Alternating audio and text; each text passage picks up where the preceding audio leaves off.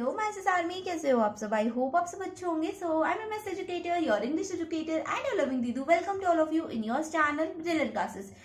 सो guys, आज से हम स्टार्ट करने वाले हैं तुम्हारे क्लास 12 मैथ्स बोर्ड एग्जामिनेशन के लिए रिवीजन बैचेस। तो अगर तुमने कुछ भी नहीं पढ़ा है पहले से और तुम पढ़ भी चुके हो, नहीं भी पढ़ा है, अगर जीरो हो, नल हो, कुछ भी नहीं आता, तो इन बैचेस को देख करके तुम अच्छे से जो है प्रिपेयर कर सकते हो अपने बोर्ड्स के लिए। तो ये जो रिवीजन बैचेस होने वाले हैं, इनके अंदर हम जो भी चैप्टर पढ़ेंगे उसको वन शॉट के अंदर कवर करेंगे विद कॉन्सेप्ट, विद एग्जाम्पल्स के साथ में।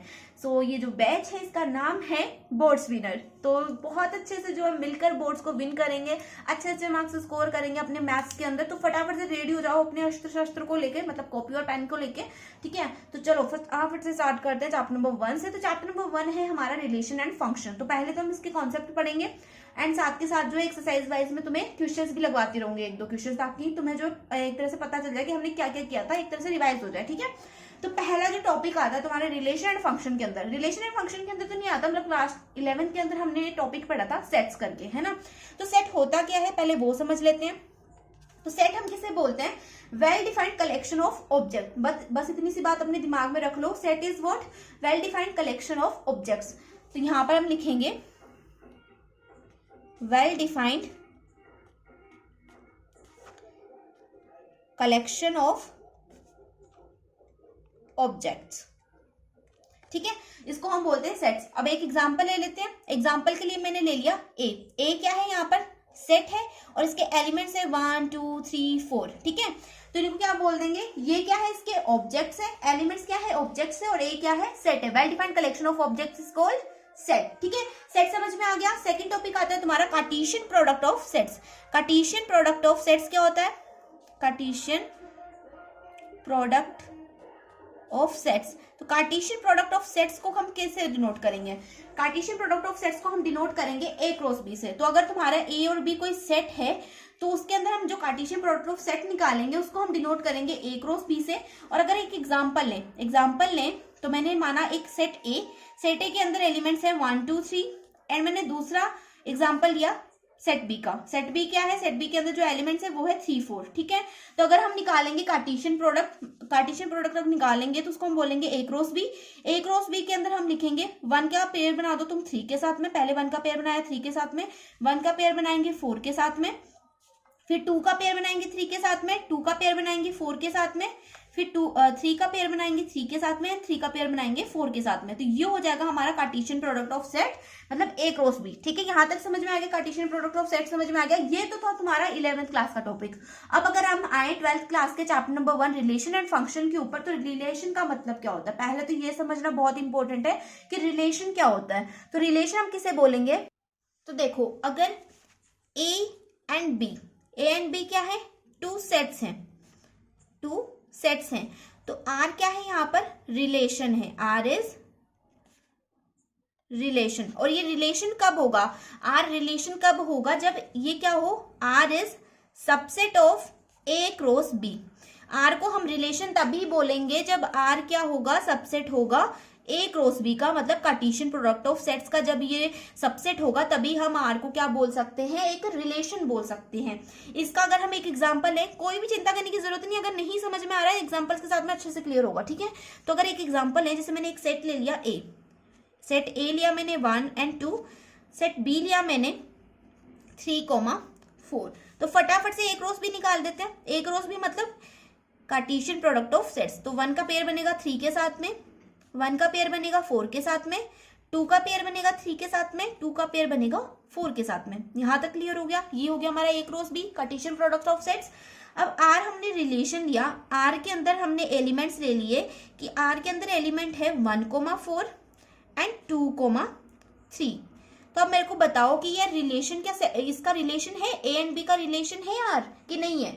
आर को हम एक अच्छा रिलेशन बोल सकते हैं कि नहीं बोल सकते? इसको हम कैसे चेक करेंगे? जब आर क्या हो? सबसेट हो ए क्रॉस बी का, मतलब आर क्या होना चाहिए? सबसेट होना चाहिए कार्टेशियन प्रोडक्ट ऑफ सेट्स का।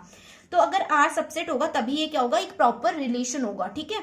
तो ए क्रॉस बी का सबसेट होने का मतलब है कि जो चीजें आर के अंदर है जो भी चीजें आर के अंदर है वो ए क्रॉस बी के अंदर होनी चाहिए कि नहीं होनी चाहिए, तभी तो वो सबसेट होगा। तो देखो कि आर के अंदर जो चीजें हैं क्या वो ए क्रॉस बी के अंदर है, 1,4 है आर के अंदर, तो ए क्रॉस बी के अंदर भी 1,4 है। 2,3 आर के अंदर है तो ए क्रॉस बी के अंदर भी 2,3 है। इसका मतलब क्या हुआ, R is subset of A cross B.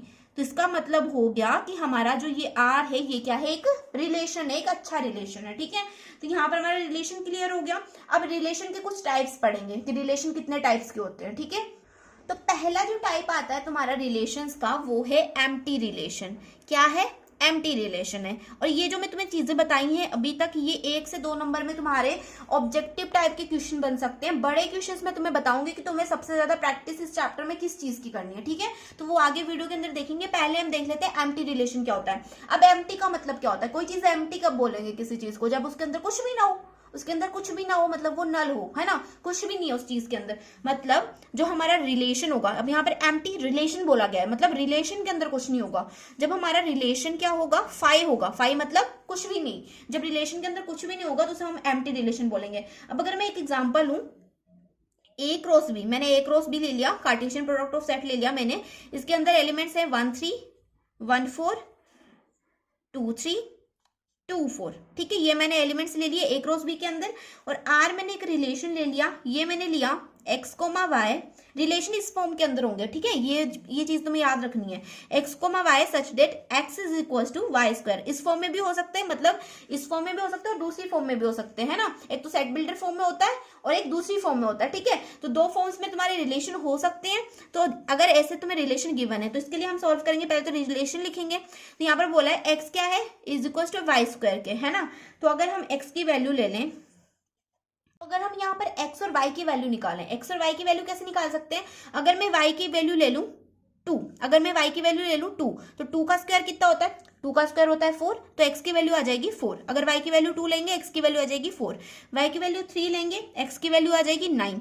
y की वैल्यू अगर हम 4 लेंगे, x की वैल्यू आ जाएगी 16। ठीक है, यहां तक समझ में आ गया। ये हो गया हमारा रिलेशन। अब मुझे बताओ, क्या रिलेशन तुम्हारा सबसेट है ए क्रॉस बी का?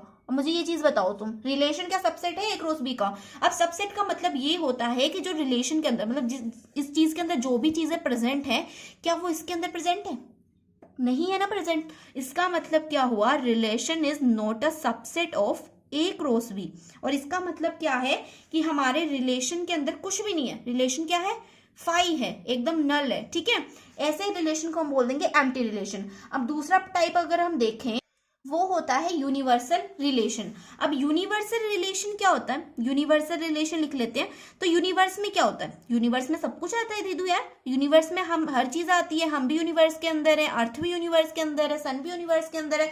हर चीज जो होती है वो यूनिवर्स के अंदर आ जाती है। मतलब जो हमारा रिलेशन होगा वो क्या होगा, इक्वल होगा ए क्रॉस बी के। मतलब जो चीजें ए क्रॉस बी के अंदर है वही रिलेशन के अंदर होगी, कुछ भी डिफरेंस नहीं होगा, सब कुछ सेम होगा बिल्कुल। यहाँ पर तो क्या हो रहा था, सबसेट हो रहा था। मतलब जो कुछ चीजें थी रिलेशन के अंदर वो जो है मैच कर रही थी ए क्रॉस बी से, लेकिन ए क्रॉस बी के अंदर कुछ और चीजें भी थी, है ना। जैसे अगर हम पहले वाली चीज को देखें, पहले वाले एग्जाम्पल को देखें वापस से, तो यहाँ पे देखो, यहाँ पे क्या हो रहा था, यहाँ पर रिलेशन के अंदर था 1,4 2,3 और ए क्रॉस बी के अंदर क्या था 1,3 1,4 2,3 2,4। तो रिलेशन की चीजें तो ए क्रॉस बी के अंदर मैच कर रही थी, लेकिन ए क्रॉस बी के अंदर और भी चीजें थी, है ना, और भी चीजें थी। लेकिन अगर यहीं पर मैं रिलेशन के अंदर और चीजें मिक्स कर दूं, मतलब 1,3 भी मैं रिलेशन के अंदर लिख दूं और 2,4 भी मैं रिलेशन के अंदर लिख दूं, तो यहाँ पर क्या हो जाएगा, आर जो है वो इक्वल हो जाएगा ए क्रॉस बी के, है ना। और इसी चीज को हम बोल देंगे यूनिवर्सल रिलेशन, जहां पर रिलेशन क्या हो, इक्वल हो कार्टेशियन प्रोडक्ट ऑफ सेट्स के, मतलब ए क्रॉस बी के, तो उसको हम बोल देते हैं यूनिवर्सल रिलेशन। यहाँ पे क्लियर हो गया? फटाफट से क्लियर हो रहा है कि नहीं हो रहा है, फटाफट से बताओ। तो यहाँ पर हमारे यूनिवर्सल रिलेशन भी क्लियर हो गया। जहां पर रिलेशन इज इक्वल टू होगा ए क्रॉस बी के, उसको हम बोल देंगे यूनिवर्सल रिलेशन। अब इसके लिए हम कुछ आगे चीजें पढ़ लेते हैं। अब जो हम चीजें पढ़ेंगे वो बहुत ज्यादा इंपॉर्टेंट होने वाली है, ठीक है। तो तुम्हारी जो चैप्टर की जान है वो है reflexive relation, symmetric relation and transitive relation. तो तुम्हारी एक्सरसाइज 1.1 के अंदर जितने भी क्वेश्चंस होंगे उनमें तुम्हें यही देखने को मिलेगा। 3 चीजें तुम्हें देखने को मिलेगी, रिफ्लेक्सिव, सिमेट्रिक और ट्रांजिटिव। अब इसका फटाफट से मतलब समझ लेते हैं।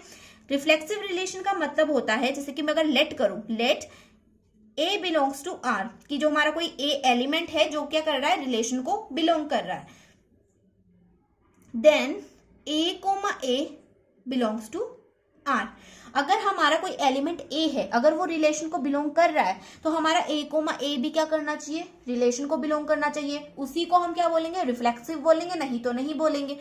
जैसे कि अगर मैं मान लूं, अगर मेरा 2 जो है अगर रिलेशन को बिलोंग कर रहा है, अगर मेरा 2 रिलेशन को बिलोंग कर रहा है तो 2,2 भी क्या करना चाहिए, रिलेशन को बिलोंग करना चाहिए। अगर ये रिलेशन को बिलोंग नहीं करता देन हम बोल देंगे दिस इज नॉट रिफ्लेक्सिव, कि ये रिफ्लेक्सिव नहीं है। और अगर ये रिलेशन को बिलोंग करता है, 2,2 belongs to R, then relation क्या है, रिफ्लेक्सिव है। आराम से तुम पढ़ो, ये चीजें ध्यान से देखना, क्योंकि हम एग्जांपल्स के साथ में अच्छे से क्लियर करने वाले हैं, ठीक है।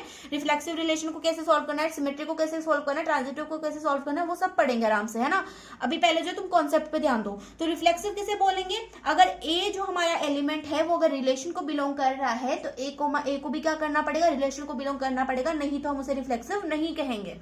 अब अगर हम करें सिमेट्रिक की बात, तो सिमेट्रिक रिलेशन क्या होता है, सिमेट्रिक किसे बोलेंगे, सिमेट्रिक रिलेशन मतलब सिमेट्रिसिटी। सिमेट्रिसिटी मतलब दो जुड़वा भाई देख लो, अगर तुम दो जुड़वा भाई में क्या, अगर हम बोलें कि दो क्या है, ट्विंस हैं, तो पहली चीज क्या आती है भाई, वो एक जैसे दिखते होंगे, है ना, वो एक जैसे दिखते होंगे, उनकी आवाज एक जैसी होगी। वैसे ही यहाँ पर जो सिमेट्रिक रिलेशन है उसमें क्या होता है, अगर हमारा ए कोमा बी, अगर दो भाई रिलेशन को बिलोंग कर रहे हैं तो बी कोमा सी भी क्या करेगा, बी कोमा ए भी क्या करेगा, रिलेशन को बिलोंग करेगा।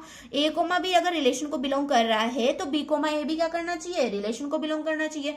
मतलब अगर 1,2 रिलेशन को बिलोंग कर रहा है तो भाई 2,1 को भी रिलेशन बिलोंग करना पड़ेगा, वो भी रिलेशन को बिलोंग करना चाहिए, नहीं तो हम उसे सिमेट्रिक नहीं बोलेंगे। 1,2 belongs to R, then 2,1 also belongs to R. अगर नहीं बिलोंग करता तो हम बोल देंगे सिमेट्रिक रिलेशन नहीं है। यहाँ पर सिमेट्रिक खत्म। अब बात कर लो ट्रांजिटिव की। तो ये जो तीनों मैं तुम्हें समझा रही हूँ इनको तो अच्छे से समझ में रखना है, दिमाग में रखना है। ट्रांजिटिव रिलेशन किसे बोलते हैं, ट्रांजिटिव रिलेशन हम उसे बोलते हैं अगर A comma B belongs to R, then B comma C belongs to R. ये तो हमें गिवन में लेना है कि अगर A comma B belongs to R है तो बी कोमा सी भी क्या होगा, बिलोंग्स टू आर है, ठीक है। तो अगर ये दोनों बिलोंग्स टू आर है, अगर ये दोनों ही रिलेशन को बिलोंग कर रहे हैं तो हमारा ए कोमा सी भी क्या होना चाहिए, बिलोंग्स टू आर होना चाहिए। अब तुम मान लो कि अगर 1,2 रिलेशन को बिलोंग कर रहे हैं, है ना, सिंपल सी बात मान लो कि अगर 1,2 रिलेशन को बिलोंग कर रहे हैं तो 2,3 भी रिलेशन को बिलोंग कर रहे हैं, है ना, 2,3 भी रिलेशन को बिलोंग कर रहे हैं। तो 1,3 तो भाई रिलेशन को बिलोंग करेगा ही सही, 1,3 तो रिलेशन को बिलोंग करेगा ही सही। अब तुम्हारा अगर घर का एग्जांपल ले लूं मैं, अगर तुम्हारे मम्मा पापा, है ना, मम्मा पापा जो है तुम्हारी फैमिली को बिलोंग कर रहे हैं, अगर तुम्हारे मम्मा पापा फैमिली को बिलोंग कर रहे हैं तो तुम्हारे पापा और तुम्हारी सिस्टर ये भी क्या करेंगे, फैमिली को बिलोंग करेंगे, है ना, ये भी फैमिली को बिलोंग करेंगे, ये फैमिली मान लो, ठीक है, ये भी क्या करेंगे, फैमिली को बिलोंग करेंगे। और अगर तुम्हारी मम्मा पापा फैमिली को बिलोंग कर रहे हैं, तुम्हारे पापा और तुम्हारी सिस्टर फैमिली को बिलोंग कर रहे हैं, तो तुम्हारे मम्मा और तुम्हारी सिस्टर भी तो फैमिली को बिलोंग करेगी, वो भी तो फैमिली को बिलोंग करेगी, वो भी तो फैमिली का हिस्सा है ना, फैमिली का हिस्सा। तो यही चीज हो गई कि अगर तुम्हारा ए कोमा बी रिलेशन को बिलोंग कर रहा है, बी कोमा सी रिलेशन को बिलोंग कर रहा है, तो ए कोमा सी भी क्या होगा, रिलेशन को बिलोंग करेगा। यहाँ पर जो है हमारा रिलेशन कंप्लीट होता है। रिलेशन की तुम्हारी जो रिलेटेड एक्सरसाइज है वो है एक्सरसाइज 1.1। तो यहाँ पर हमने 1.1 के अंदर जितना भी कॉन्सेप्ट यूज होने वाला था वो फटाफट से पढ़ लिया है। अब इसके 1-2 क्वेश्चन लगा लेते हैं रिफ्लेक्सिव, सिमेट्रिक और ट्रांजिटिव के, क्योंकि यही चीज आने वाली है। तो चलो भाई, मैंने एक एग्जांपल लिया है तुम्हारे रिफ्लेक्सिव, सिमेट्रिक और ट्रांजिटिव को समझने के लिए। तो हमें एक ए गिवन है, सेट ए गिवन है 1 2 3 अप टू इन्फिनिटी तक, और आर हमें गिवन है relation x, y such that y is equal to x plus 5, x is less than 4। तो पहले तो मुझे बताओ कि x की वैल्यूज क्या क्या होंगी। x क्या है, 4 से छोटा है, मतलब x की वैल्यूज होंगी 1 2 एंड 3, है ना, यही हो सकती है। अब अगर मैं y की वैल्यूज निकालूं तो y की वैल्यूज निकालने में क्या बड़ी बात है, x की वैल्यूज तुम इसमें पुट कर दो, y की वैल्यू आ जाएगी। x की वैल्यू अगर इसमें 1 पुट करूंगी तो y की वैल्यू क्या आएगी, 5 + 1 6। x की जगह पे 2 पुट करूंगी तो y की क्या आएगी वैल्यू, 5 + 2 7। x की जगह पे 3 पुट करेंगे तो y की वैल्यू आ जाएगी 8, क्योंकि 5 + 3 कितना होता है, 8 होता है। तो x और y की वैल्यू आ गई, है ना। अब हम किसी को भी सेट को किसकी फॉर्म में लिखेंगे, x, y की फॉर्म में लिखेंगे। तो a हमारे पास में आ जाएगा, इनके पेयर बना दो। अगर x की वैल्यू 1 पुट करते हैं तो y की वैल्यू 6 आती है, x की वैल्यू 2 पुट करते हैं तो y की वैल्यू 7 आती है, और x की वैल्यू अगर हम 3 पुट करते हैं तो y की वैल्यू 8 आती है। तो ये आ गया हमारे पास a। अब मुझे बताना है कि हमारा जो ए है वो रिफ्लेक्सिव, सिमेट्रिक और ट्रांजिटिव है या नहीं है। ऐसे ही क्वेश्चंस बनेंगे।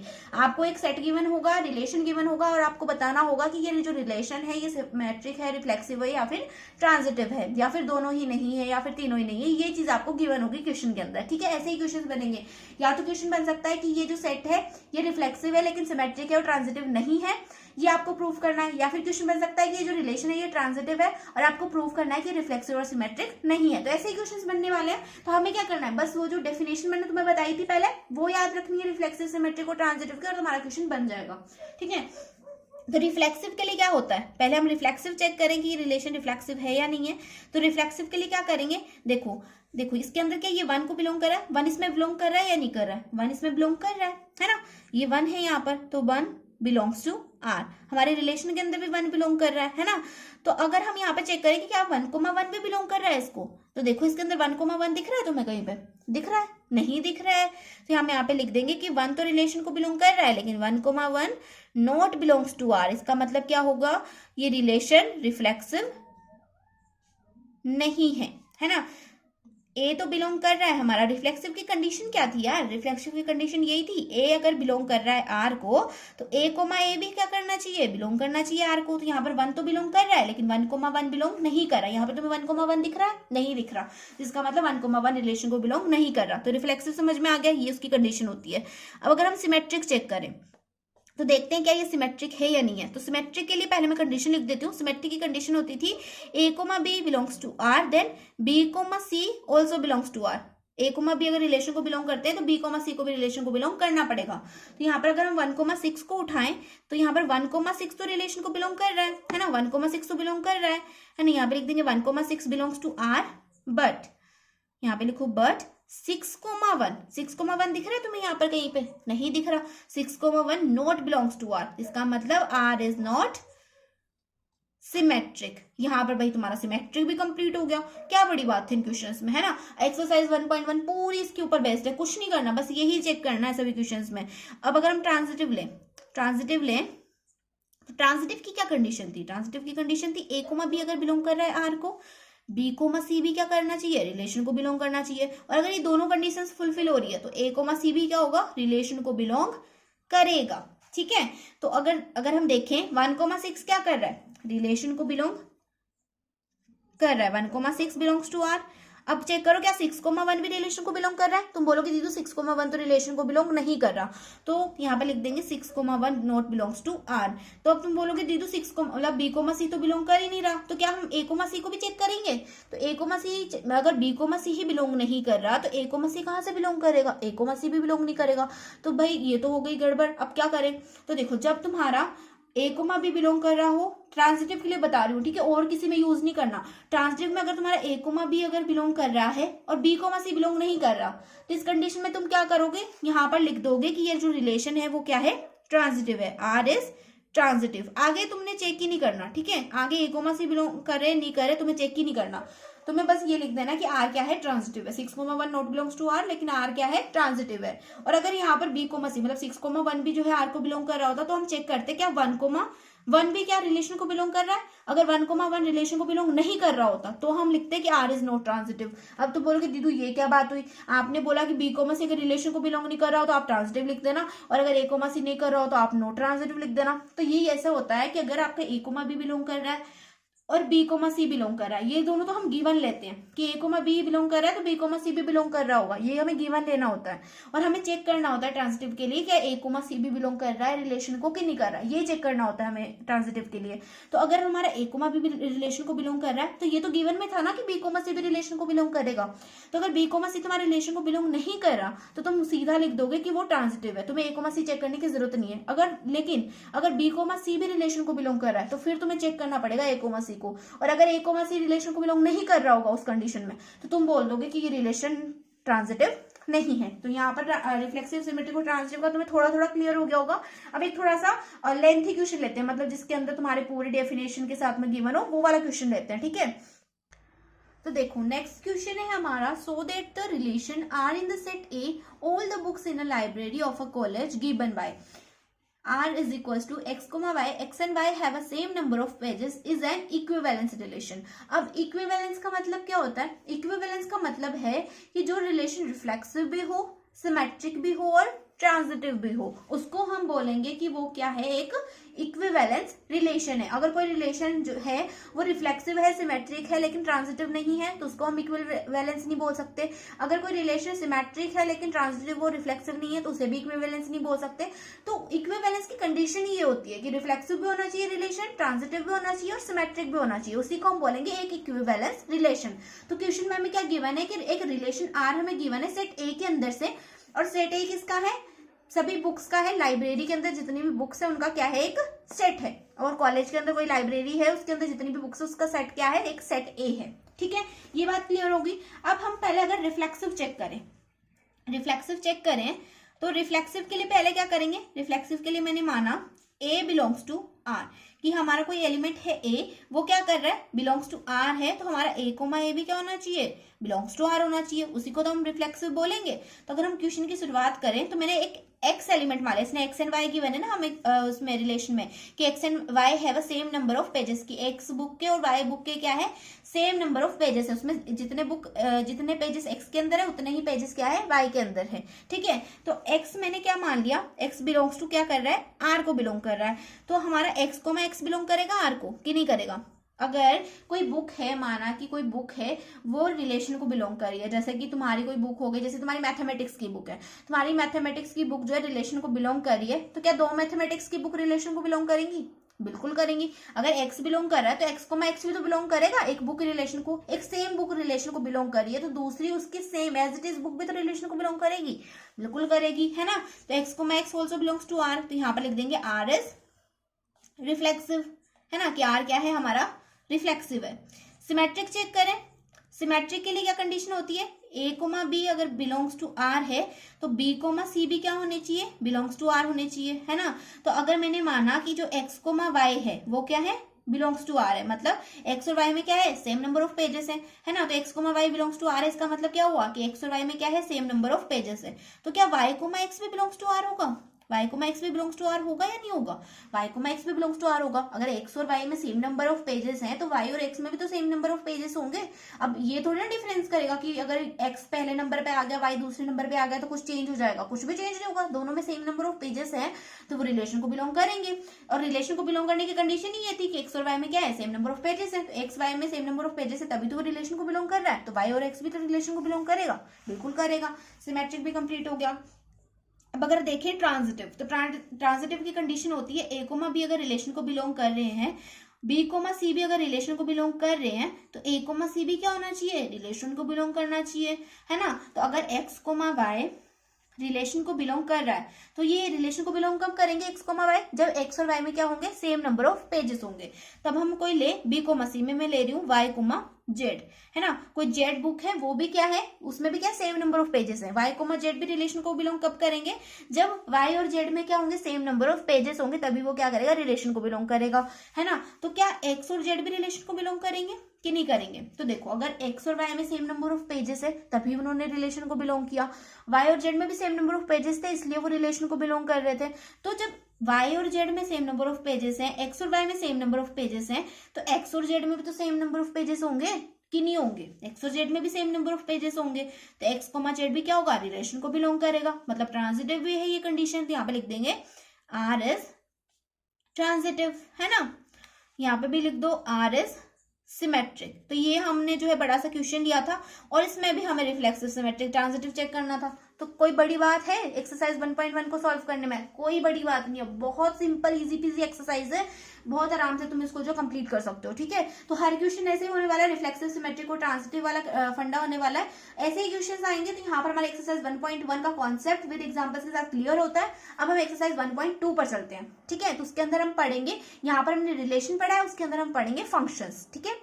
एक्सरसाइज 1.1 को कम्प्लीटली सॉल्व करने के बाद में हम आते हैं एक्सरसाइज 1.2 के ऊपर। तो एक्सरसाइज 1.2 के ऊपर जिसमें तुम्हें पहले ही बताया कि हम फंक्शंस के बारे में पढ़ेंगे। तो फंक्शन हम किसे बोलेंगे एंड किस चीज़ को हम फंक्शन कह सकते हैं, इसके बारे में हम समझने वाले हैं।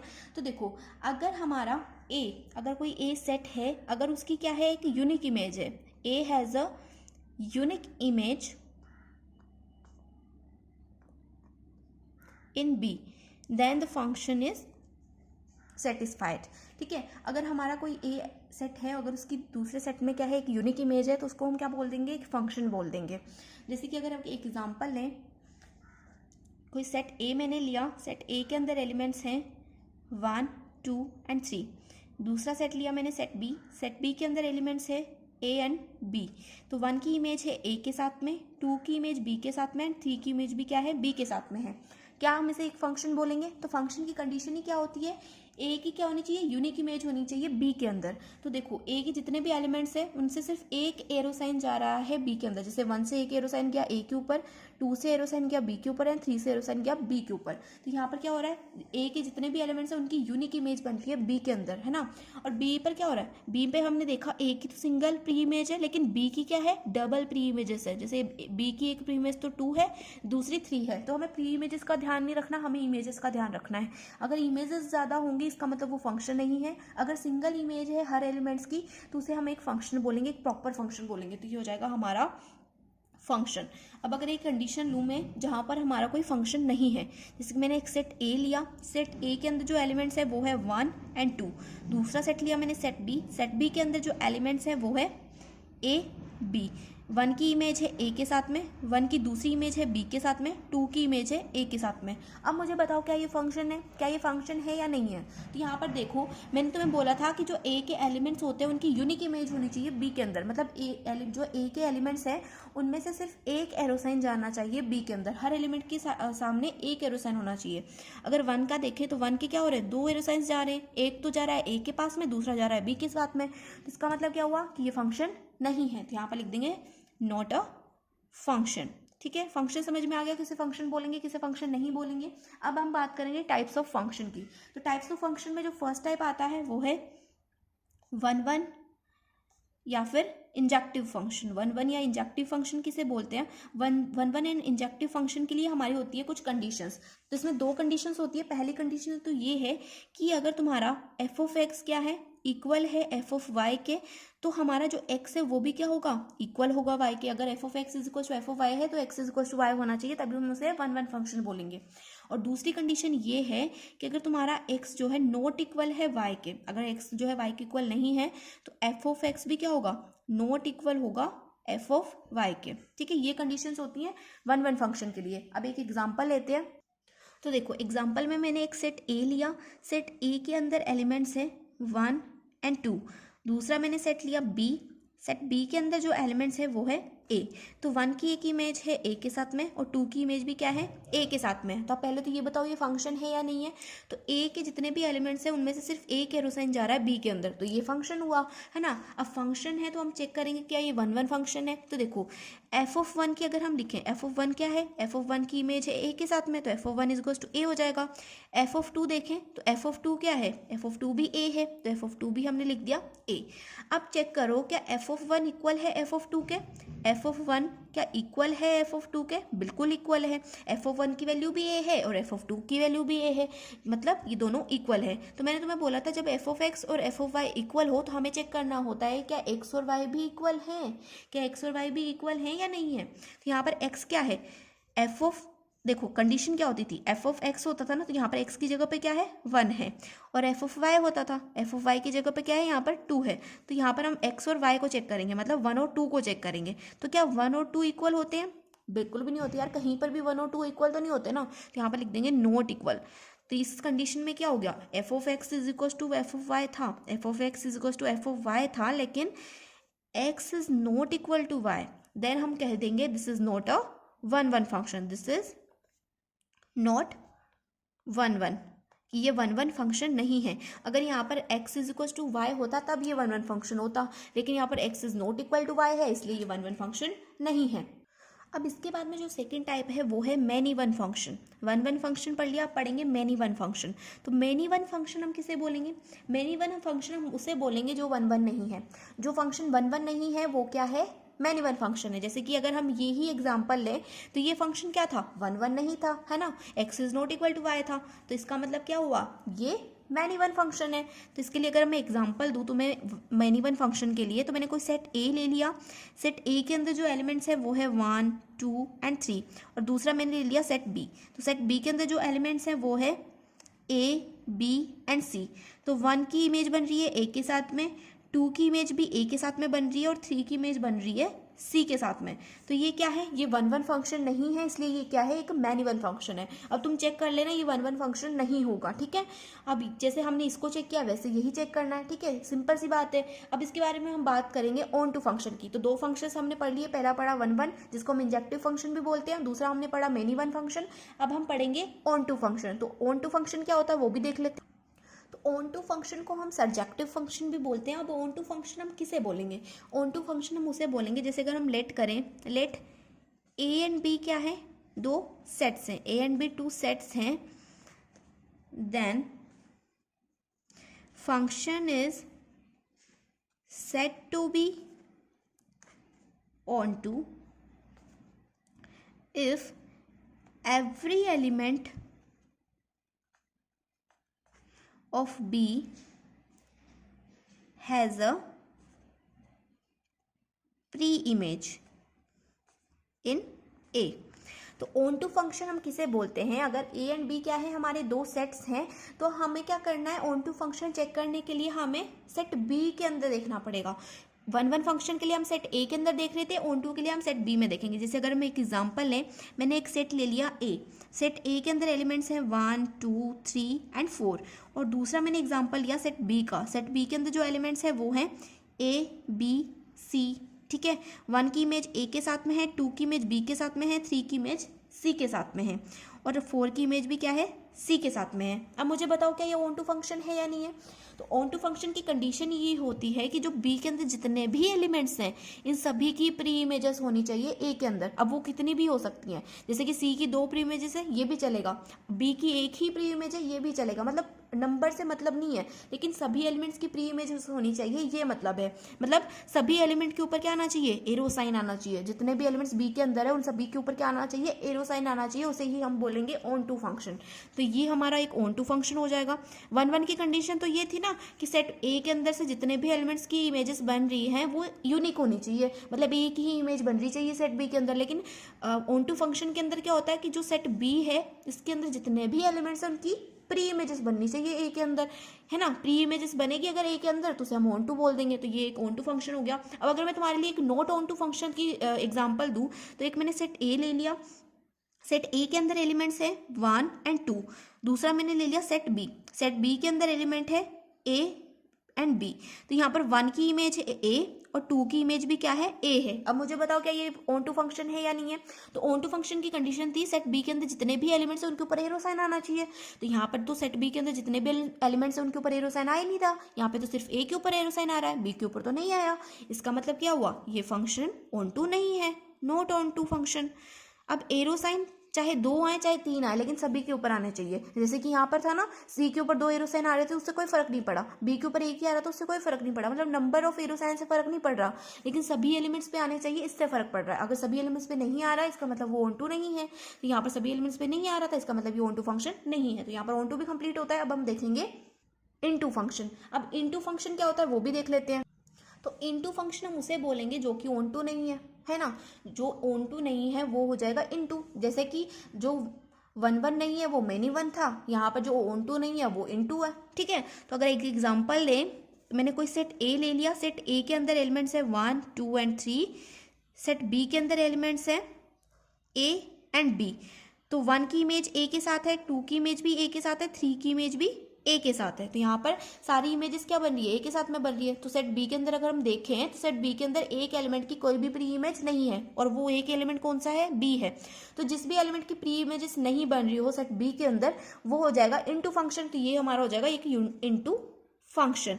अब जो ऑन टू नहीं होता वो इनटू होता है। बात क्लियर हो गई। ऑन टू के लिए हमारी सभी एलिमेंट्स की प्री इमेजेस होनी चाहिए, सेट बी के अंदर जितने भी एलिमेंट्स हैं उनके ऊपर एरो साइन आना चाहिए। इनटू फंक्शन के लिए जितने भी एलिमेंट्स सेट बी के अंदर प्रेजेंट है उनके ऊपर एरो साइन नहीं आना चाहिए, ठीक है। उनमें से कोई एक एलिमेंट छूट सकता है, 2 एलिमेंट्स छूट सकते हैं, जिनके ऊपर एरो साइन नहीं होगा उनको हम बोल देंगे इनटू फंक्शन।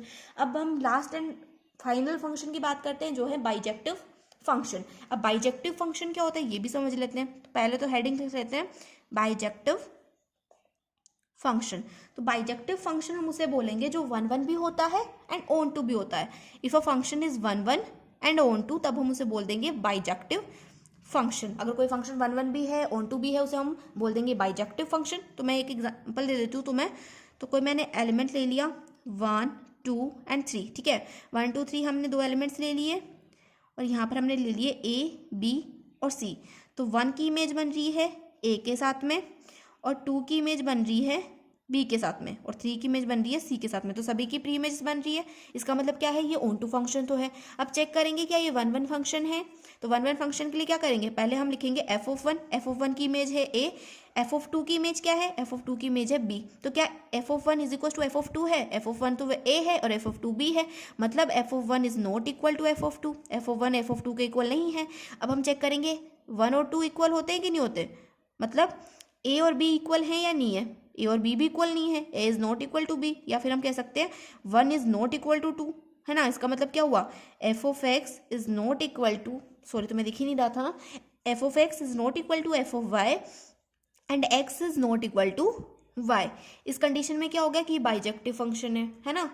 मतलब यहाँ पर ये ऑन 1 1 फंक्शन हो गया ना। ऑन टू फंक्शन तो हमने देख लिया सभी की प्री इमेजेस, इसलिए ऑन टू था। अब 1 1 की कंडीशन भी तो सेटिस्फाई हो गई, F of x is equal to F of x is not equal to Y और X is not equal to Y. तो इसका मतलब हो गया ये हमारा एक 1 1 फंक्शन है। कंडीशंस देख लेना 1 1 फंक्शंस की दोबारा, दो कंडीशन थी हमारी। तो ये एक बाइजेक्टिव फंक्शन भी है क्योंकि ये 1 1 भी है और ऑन टू भी है, तो यहाँ पर बाइजेक्टिव फंक्शन भी कंप्लीट हो जाता है। अब हम इनका एक क्वेश्चन सॉल्व करेंगे और यहाँ पर हमारा चैप्टर नंबर 1 कंप्लीट हो जाएगा। तो चलो फटाफट से एक क्वेश्चन कर लेते हैं। तो क्वेश्चन हमें गिवन है फाइंड इंजेक्टिविटी और सर्जेक्टिविटी। तो इंजेक्टिविटी का मतलब होता है 1 1 फंक्शन और सर्जेक्टिविटी का मतलब होता है ऑन टू फंक्शन। तो हमें एक फंक्शन गिवन है, function Z to Z defined by f of x is equal to x square. Z to Z का मतलब है कि जो फंक्शन है वो इंटीजर टू इंटीजर सेट में डिफाइंड है। अब इंटीजर टू इंटीजर सेट का मतलब क्या हो गया कि जो हमारा फर्स्ट सेट है वो भी क्या है, इंटीजर्स का सेट है, और जो हमारा जो सेकेंड सेट है वो भी क्या है, इंटीजर्स का सेट है। तो फर्स्ट सेट के अंदर क्या क्या एलिमेंट्स होंगे, इंटीजर्स किसे बोलते हैं, इंटीजर्स हम उन्हें बोलते हैं ना जो नंबर लाइन पे रिप्रेजेंट होते हैं। तो नंबर लाइन पे कौन कौन से नंबर्स रिप्रेजेंट होते हैं, माइनस के नंबर्स भी रिप्रेजेंट होते हैं और प्लस के नंबर्स भी रिप्रेजेंट होते हैं। तो यहाँ पर माइनस का 3, माइनस का 2, माइनस का 1 0 1 2 3 सो ऑन चलता जाएगा इन्फिनिटी तक, है ना। और दूसरे वाले सेट में भी क्या होगा, माइनस का 3, माइनस का 2, माइनस का 1 0 1 2 सो ऑन चलता जाएगा इन्फिनिटी तक, है ना। ये तो हो गया हमारे सेट की बात। अब हमें फंक्शन गिवन है F of x is equal to x square. तो फंक्शन क्या है हमारे पास, F of x is equal to x square given है। तो अब यहाँ पर हम क्या करेंगे, एक्स की मैं कौन कौन सी वैल्यूज पुट करूंगी, एक्स की जगह पे मैं 1 पुट करूंगी, 2 करूंगी, 3 करूंगी, फिर हम पुट करेंगे -1 -2 और -3 और देखेंगे क्या वैल्यूज आती है ना। तो अगर हम x की जगह पे पुट करें 1 तो एफ ऑफ 1 की वैल्यू क्या हो जाएगी, एफ ऑफ 1 इक्वल हो जाएगा 1 का स्क्वायर। 1 का स्क्वायर क्या होता है, 1 ही होता है, मतलब 1 की इमेज क्या बनेगी, 1 की इमेज बनेगी 1 के साथ में, है ना। अब x की जगह पे अगर हम 2 पुट करें तो एफ ऑफ 2 मतलब 2 का स्क्वायर। 2 का स्क्वायर क्या होता है, 4 होता है। तो 2 की इमेज बनेगी, यहाँ पे कहीं पे 4 ले लो, 2 की इमेज बन जाएगी 4 के साथ में, ठीक है। अब अगर हम x की जगह पे 3 पुट करें तो एफ ऑफ 3 क्या होता है, 3 का स्क्वायर। इसके अंदर पुट कर रहे हैं, ये जो फंक्शन है ना इसके अंदर वैल्यूज पुट कर रहे हैं, तो 3 का स्क्वायर क्या हो जाएगा, 3 का स्क्वायर होता है 9। तो यहाँ पर कहीं पे तुम 9 ले लो तो 3 की इमेज बन जाएगी 9 के साथ में। अब माइनस वाले नंबर्स ले लेते हैं। अगर मैं x की जगह पे पुट करूँ माइनस का 1 तो एफ ऑफ -1 का स्क्वायर क्या हो जाएगा, -1 का स्क्वायर भी +1 होगा, तो मतलब माइनस के नंबर की इमेज भी क्या होगी, +1 होगी। अगर हम x की जगह पे -2 पुट करें तो एफ ऑफ -2 का स्क्वायर क्या होगा, -2 का स्क्वायर हो जाएगा +4, तो -2 की इमेज भी क्या होगी, +4 होगी, है ना। अब हम बात करें, अगर हम x की जगह पे -3 पुट कर लेते हैं, -3 का स्क्वायर हो जाएगा +9, तो -3 की इमेज भी बन जाएगी +9, है ना। यहाँ तक समझ में आ गया। अब हम चेक करेंगे क्या ये 1 1 फंक्शन है, ऑन टू फंक्शन है या नहीं है। तो पहले हम 1 1 फंक्शन चेक कर लेते हैं। तो 1 1 फंक्शन चेक करने के लिए मैं क्या कर रही हूँ, यहाँ पर मैंने 2 एलिमेंट्स ले लिए, एक तो मैंने ले लिया 1 एंड दूसरा ले लिया -1। तो 1 और -1 क्या कर रहा है, जेड को बिलोंग कर रहा है, इंटीजर्स को बिलोंग करेगा ना 1 और -1, पहले भी तो देखा था हमने 1 और -1 जो है जेड को बिलोंग कर रहा है। तो अगर हम एफ ऑफ 1 की वैल्यू लिखें तो एफ ऑफ 1 की वैल्यू क्या आई थी, +1 आई थी, और एफ ऑफ -1 की वैल्यू क्या आई थी, ये भी +1 आई थी, है ना। तो यहाँ पर अगर हम देखें तो एफ ऑफ 1 क्या है, इक्वल है एफ ऑफ -1 के। एफ ऑफ 1 की वैल्यू भी 1 है और एफ ऑफ -1 की वैल्यू भी 1 है, तो एफ ऑफ 1 क्या है, इक्वल है -1 के, मतलब एफ ऑफ एक्स क्या है, इक्वल है एफ ऑफ y के। तो जब ये x और y के इक्वल होता है तो हमें चेक करना होता है कि क्या x इक्वल है y के या नहीं है। तो x क्या है यहाँ पर, x यहाँ पर 1 है और y क्या है यहाँ पर -1 है। तो क्या 1 इक्वल है -1 के? बिल्कुल भी नहीं है, 1 -1 के इक्वल थोड़ी ना होता है। तो इसका मतलब क्या हो गया, x is not equal to y। तो यहाँ पर f of x is equal to f of y है, लेकिन x is not equal to y। इसका मतलब क्या हो गया, दिस इज नॉट 1-1 फंक्शन, की ये 1-1 फंक्शन नहीं है। तो ये तो प्रूव हो गया कि ये 1-1 फंक्शन नहीं है। अब हम चेक करेंगे क्या ये ऑन टू फंक्शन है या नहीं है। तो ऑन टू फंक्शन के लिए मैंने तुम्हें कंडीशन बताई थी कि ऑन टू फंक्शन हम उसे ही बोलेंगे जब हमारा जो बी सेट है, बी सेट के अंदर जितने भी एलिमेंट्स है उनका क्या होना चाहिए, एक यूनिक इमेज होनी चाहिए। सॉरी, उनकी क्या होनी चाहिए, सभी की एलिमेंट्स की प्री इमेजेस होनी चाहिए। अब अगर हम उसमें देखें सेट के अंदर, तो क्या यहाँ सभी एलिमेंट्स के प्री इमेजेस हैं। तो देखो यहाँ पर हमने देखा, जब भी हमने जो है वैल्यूज पुट करी, चाहे मैंने पॉजिटिव वैल्यूज पुट करी चाहे नेगेटिव वैल्यूज पुट करी एक्स की, हर बार क्या आई, पॉजिटिव वैल्यूज आई मेरे पास में। चाहे मैंने एफ ऑफ 1 पुट किया या फिर एफ ऑफ -1 पुट किया, मेरे पास क्या आया, पॉजिटिव नंबर आया।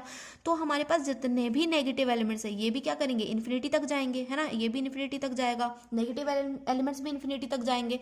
तो यहाँ पर हमने देखा कि सिर्फ पॉजिटिव एलिमेंट्स की ही क्या है, प्री इमेजेस है। प्री इमेजेस का मतलब हो गया कि सिर्फ पॉजिटिव एलिमेंट्स पर ही क्या आ रहा है, एरो साइन आ रहा है जेड से, है ना। पॉजिटिव एलिमेंट्स पे ही क्या आ रहा है, एरो साइन आ रहा है, नेगेटिव एलिमेंट्स पे कोई एरो साइन नहीं आ रहा। इसका मतलब क्या है, सभी एलिमेंट्स की प्री इमेजेस नहीं है। यहाँ पर सिर्फ पॉजिटिव एलिमेंट्स की प्री इमेजेस है, नेगेटिव एलिमेंट्स की प्री इमेजेस नहीं है। इसका मतलब क्या हो गया, ये ऑन टू फंक्शन भी नहीं है। तो यहाँ पर हम लिख देंगे this is not onto function, because condition भी देंगे एक, because -3 has no pre image, कि -3 की कोई प्री इमेज नहीं है, इसलिए क्या है, ऑन टू फंक्शन नहीं है। तो यहाँ पर हमारा जो क्वेश्चन था वो कंप्लीट होता है। हमने 1-1 फंक्शन भी चेक कर दिया, ऑन टू फंक्शन भी चेक कर दिया। तो तुम्हारे एक्सरसाइज 1.2 के अंदर जितने भी क्वेश्चन होंगे वो ऐसे ही होंगे, या तो उनमें 1-1 पूछा होगा या फिर ऑन टू पूछा होगा। और 1-1 को वो सब्जेक्टिव फंक्शन भी बोल सकते हैं, और ऑन टू को जो है, सॉरी 1-1 को वो इंजेक्टिव फंक्शन बोल सकते हैं, और ऑन टू को जो है सब्जेक्टिव फंक्शन भी बोल सकते हैं। तो इनमें कंफ्यूज नहीं होना, 1-1 फंक्शन को हम इंजेक्टिव फंक्शन भी बोलते हैं और ऑन टू फंक्शन को हम सब्जेक्टिव फंक्शन भी बोलते हैं। तो क्वेश्चन के अंदर ऐसे भी गिवन होता है कि इंजेक्टिव और सब्जेक्टिविटी चेक कर दो, या फिर 1-1 या ऑन टू चेक कर दो। तो हम जो उनको चेक कर सकते हैं क्योंकि हमें कंडीशंस पता है, ठीक है। तो यहाँ पर हमारा जो क्वेश्चन कंप्लीट होता है, और इसी के साथ इस वीडियो को एंड करते हैं। चैप्टर नंबर 1 हमने फुल्ली कंप्लीट कर दिया है 1 शॉर्ट वीडियो के अंदर। तो मिलते हैं नेक्स्ट वीडियो के साथ, तब तक के लिए बाय बाय।